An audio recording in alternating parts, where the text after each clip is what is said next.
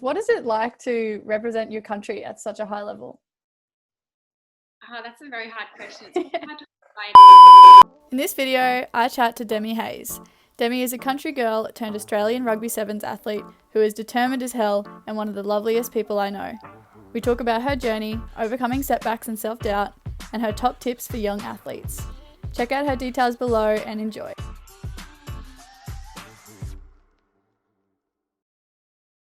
Okay, welcome Demi. Thank you so much for joining me. That's okay. Thank you so much for having me. So excited. I'm actually just mostly keen to just have a catch up with you actually. Yeah, me too. I feel like I haven't seen or spoken to you in so long.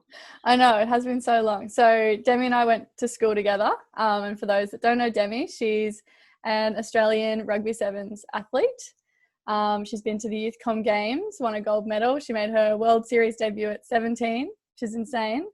I've done my research, as you can see. And you've been doing heaps of really cool stuff since then. Would you like to just give a bit of an intro and recap about you and your journey?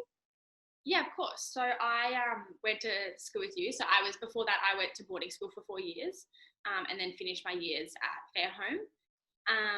Straight after school, I was lucky enough to get a full-time contract post the Youth Com Games. So I moved to Sydney as an 18-year-old, very fresh 18-year-old, and have lived here ever since. So that's nearly 4 years now. And then it's been quite tough. Like I had a fair few injuries along the way, not getting selected in certain teams, which is obviously the pinnacle of playing and training and stuff like that.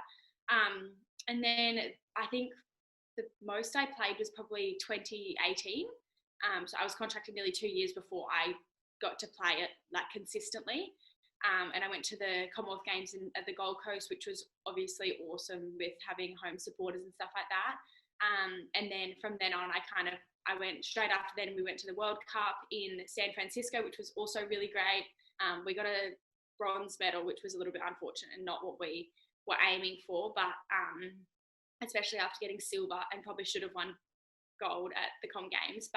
And then the next goal was Tokyo 2020, which has obviously been delayed, but all of us girls are still very dedicated, and all of our efforts are going into preparing for hopefully next year at Tokyo. Yeah, thank you very much for that. Just out of interest, what is it like to represent your country at such a high level? That's a very hard question. It's quite hard to explain. I think, I don't know, before I go on a field, I think about my family and my friends, and it's a pretty surreal feeling, especially when you've worked so hard to get to where you are, or if, a lot of people have setbacks, but when you have specific setbacks, and you get an opportunity, it's so different to just being awarded a selection, a place on the field kind of thing. I don't know, it's the wildest feeling. Before you run out onto the field, you think of all the amazing people that have helped you along the way, and what your job is, and how many people are watching you and supporting you, and it's an amazing feeling. And then once you win the game or succeed, and you can keep winning games and for your country, it's really amazing. It's really cool. So cool. What does a typical training week look like for you in season, probably pre-pandemic? So we train 4 to 5 days a week. So our big days are Monday, Wednesday and Friday, which consist of, we usually get there around 7 a.m. We have a check-in thing, which is you weigh yourself, you check in with a physio, you do a few little body checks to make sure that your body's sweet for the session. And then you go into like a pre-training where you do some drilling and we call them correctives, so like certain body things to get you ready for, say if we're having to run fast that day, go out onto the field for about 2 hours, most likely 2.5, which consists of all different ball skills, fitness, tackling, contact, stuff like that. Come back in, have about an hour and a bit for lunch, which usually we analyse, so we get all of our sessions videoed. And then we like while we're eating lunch or something, we'd re-watch our session. And I'd probably watch myself mostly, but if I was in charge of a certain drill, I'd analyse that and then bring it back to the group to see what we did well, what we didn't do so well, and stuff like that. And then have, an hour and a bit there, and then we go into gym for about an hour and a half, with also, it's called another little block, about half an hour of PSS, which is personal set skills. So that can be either tackling, passing, restart, catching, anything, literally anything to do with the game, just for another half an hour of skills throughout the day. And then usually we go home. So that's about 7 to 3 or 7 to 4 of a day. Wow, that's crazy. Yeah, pretty big. And then Tuesdays, so that happens Monday, Wednesday, Friday. And then Tuesdays, we usually have just another gym session and some PSS, so some sort of skill, usually line-outs or scrums, just to keep our mind in it. Inside, though, we have a big, artificial grass area, so we use that a lot. We're very fortunate to have that, so in case it's raining and stuff like that, we can use that. And then Thursday's off, so that's our week. Wow, it really is a full-time job. Yeah, it's crazy. It's pretty, especially when, by the time we get to Thursday, you're very happy that, you've completed 3 days and you've only got Friday to go, kind of thing. So it's quite rewarding getting to Thursday after you've finished 3 big days. I can imagine. Wow, that's crazy. So yeah, how are you liking Sydney life being a country gal? It was so super different. I didn't think I'd like it as much as I have, I think. I was pretty lucky. I moved in after being at boarding school. I kind of decided I didn't want to live with any of the girls when I first moved to Sydney, just because of girls and what that brings. And I didn't want to go to rugby training and come home and speak about rugby training all the time. It's just not really me. So I was lucky to have a friend of a friend know a family here, and I ended up in their basement, a downstairs house of theirs, with 2 little kids, and that was probably the best thing I've ever done. I lived I was living alone, but I did that for 2 years, and it just helped me escape everything. So I'd go to training, I'd focus on training for the however many hours we were there, and then I'd get to come home, relax, speak to people who didn't really want to talk about rugby, didn't have a massive interest in rugby, and then, just relax. I definitely love going, as much as we can, we try and get out of Sydney, just for weekends, even along the coast, or go camping somewhere, or even go home if we can. So so is home still, is it Warwick? No, Glenmorgan. Oh, yeah. So did you find, coming from sort of a rural area, did you ever find it hard to get opportunities in elite sport? Yeah, I don't know. I think during the early times, so when I was at Scott's in Warwick, when I was schooled there, I found it, even from a touch level, I found it really, really hard to make darling downs when a lot of my friends were. I don't know why, whether it was certain coaches and stuff, or just me, I don't know. But it was a funny thing. I was trying to ask what I could do better, or, you know what I mean? Anything that I could get feedback, and I wasn't getting anything from that time, from the coach at that time. And then I think the following year I didn't make it. This was the 4th time I didn't make it for Darling Downs touch. So we would have been 14, 15, 16. And then a lady, Brenda Rackerman, one of my favourites. So she came along and she was like, "Oh, look, you can come and play for Swans. I think you've got heaps of potential. Let's just try and get you in another way." And she was pretty much a second mother to me. So,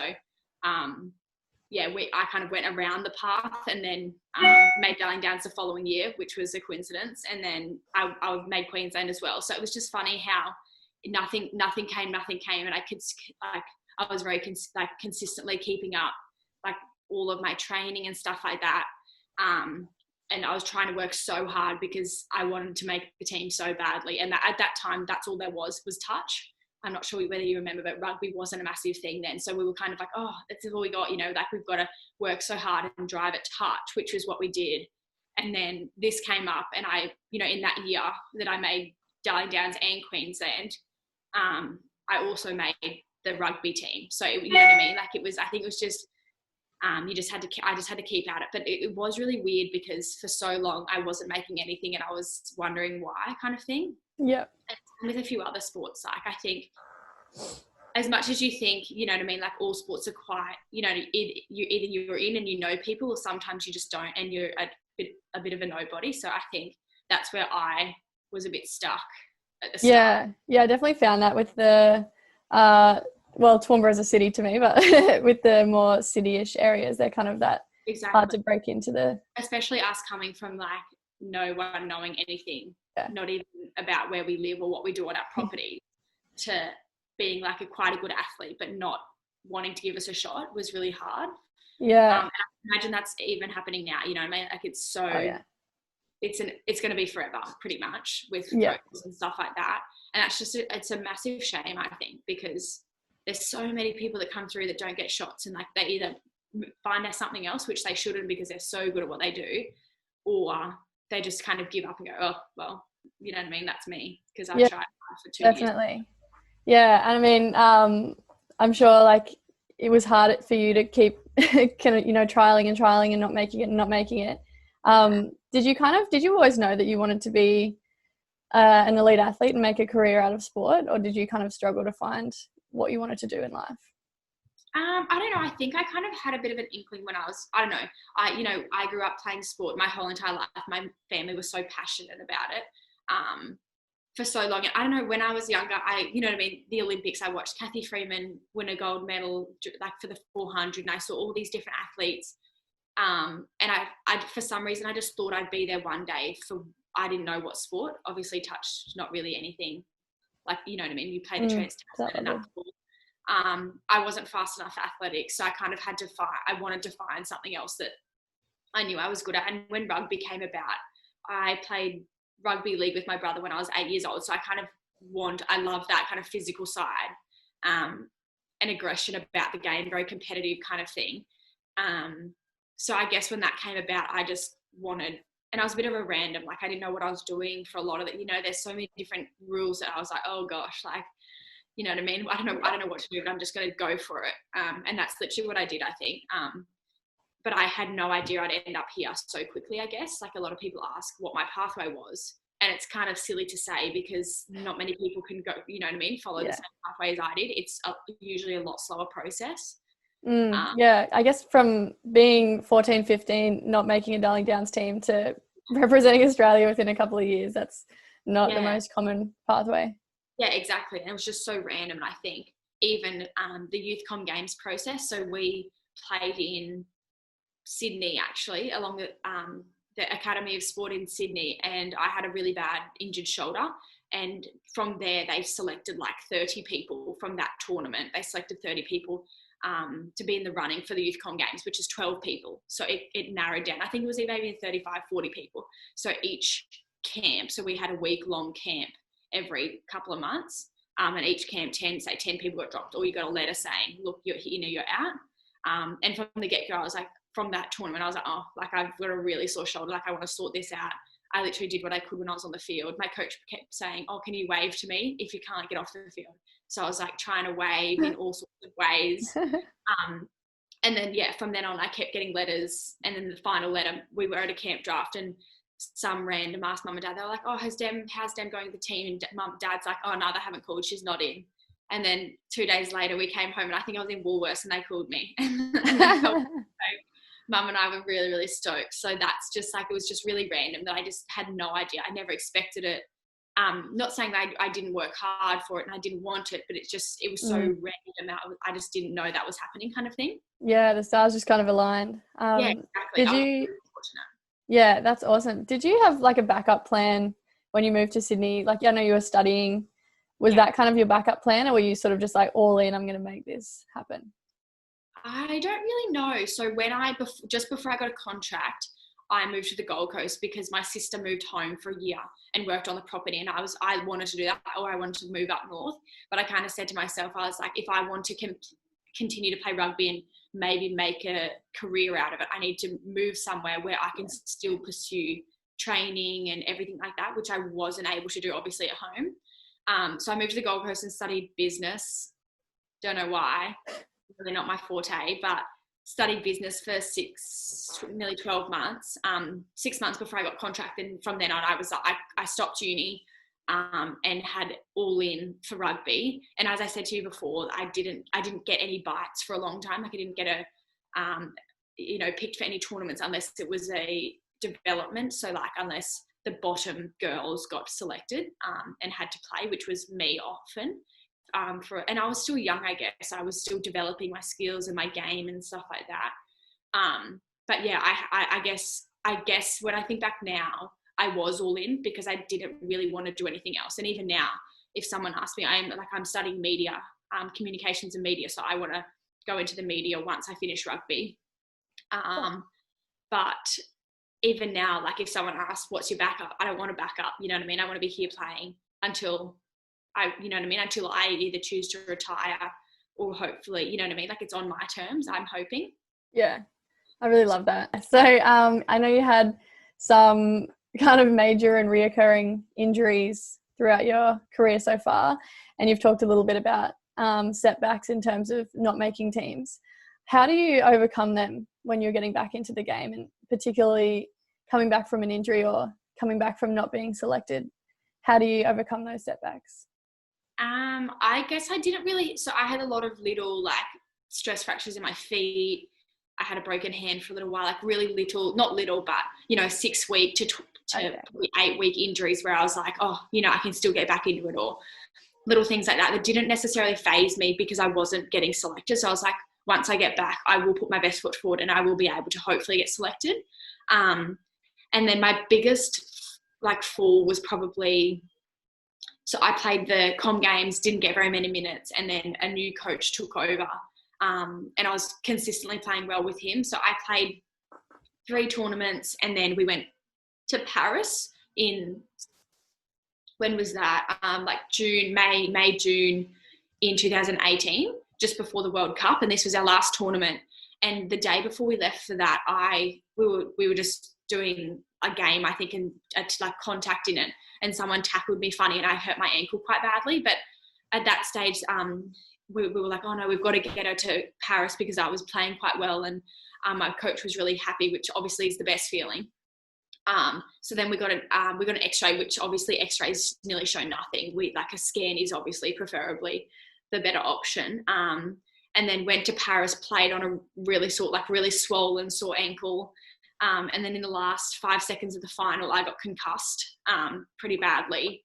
And then by then, I think it was like maybe a 2-month turnaround. So I came back to Sydney and focused on my concussion.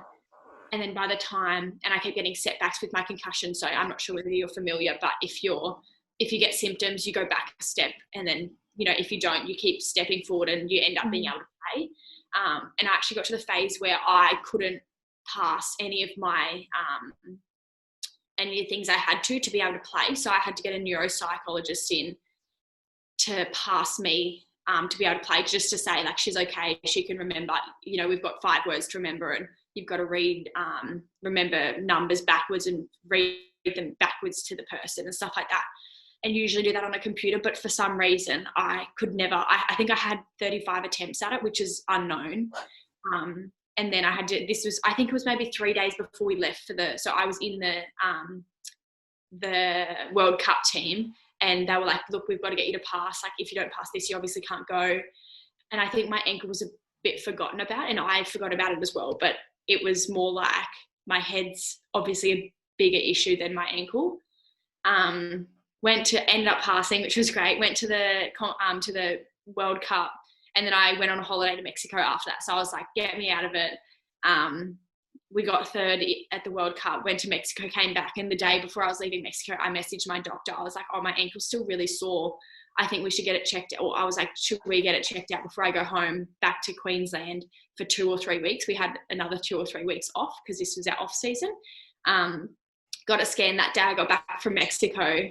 And then I went into surgery the following day because I'd completely ruptured my syndesmosis, if you're familiar with that. So it was just, like an injury that could have been probably solved in not long. I would have missed 2 tournaments probably. But it just, I was playing on it for 3 months, running on it, doing everything on it. And then after that surgery, I came back and ended up having to get another. So I played Colorado, which is the first tournament of the series for the 2018-19 series. And then I had to come back, and I got put in a moon boot for 10 weeks, and I had to get surgery on it again. So there was just like a lot of difficult things going on with my ankle that I didn't know what was happening. And there was a lot of, we'll wait and see. But then I needed surgery on it. So we wasted 10 weeks of my playing career on waiting, which was annoying. And then I ended up having a 12-month gap of playing or training, which is obviously a long, long time. But I didn't know how to get over that. I think that was my biggest injury of my career so far, just because it was continually occurring. I was really lucky to have Simon. So he's done a massive amount of injuries and a very long time out in rehab, that he really helped me kind of get over it. And I think I continually thought, you know, he's done this and he's fine, and I can't complain because he's had a lot worse. Or like, I'd think of something, I'm like, oh, well, you've done your ACL, like my ankle's not as bad as an ACL, even though it's taking longer, but you know what I mean? I can get through this. And I think the worst thing about rehab is you're stuck on your own a lot. So you know, you get in the morning and everyone's going to training, going to run, going to tackle, succeeding, and some girls are overtaking me as a position because I'm not there to play and show my game, and then I'm just being overtaken, and I'm like, oh, you know what I mean? Like, it just gets to your head so much. Did you have like self-doubt coming back after that big of a break, getting back into the game? Yeah, but I also had a lot of determination. Yeah. So I'd been watching the girls for 12 months, and I'd been like, oh my gosh, like 2 18-year-old girls are playing my position that I want to back pretty much. Yeah. So you know what I mean? Once I played, so my first tournament back was an AON series, so a university series in Australia, which is great for me because it was an ease back. I wasn't playing against New Zealand where I could be easily found out and stuff like that. So I think my next steps were to play well at AON, to do my best, not do too much that I'm playing badly. And then once I do get my position back or do get a bench spot before a starting position, I just have to be better than those people, if that makes sense. So it made me super determined because at that stage, our team was performing well, but not to the standard of probably usual. So I just, you know, in my head, I wanted to come back and bring something massive into the team and a lot of energy and determination to win and do really well at each tournament. So I think that was like a massive thing for me and really helped me once I'd been injured. You know, I had a lot of down, negative, really bad thoughts at the start and towards, you know, the end of the 12 months, which is a bloody long time. And then I just kind of switched that and I was like, no, this is my time. I've got a spot. I've earned it. I've worked so hard in rehab to try and get back to where I am. I'm going to make the most of that, and I'm not going to I'm not going to be not selected anymore. Yeah, absolutely. And I'm sure killing it at AON probably helped your confidence as well. I don't think it would have helped my selection post then, but it definitely helped my confidence. You know what I mean? Like, I'm being able to play and tackle and do everything well. That, you know what I mean? Like, moving forward, I could just do it easy. Yeah. Awesome.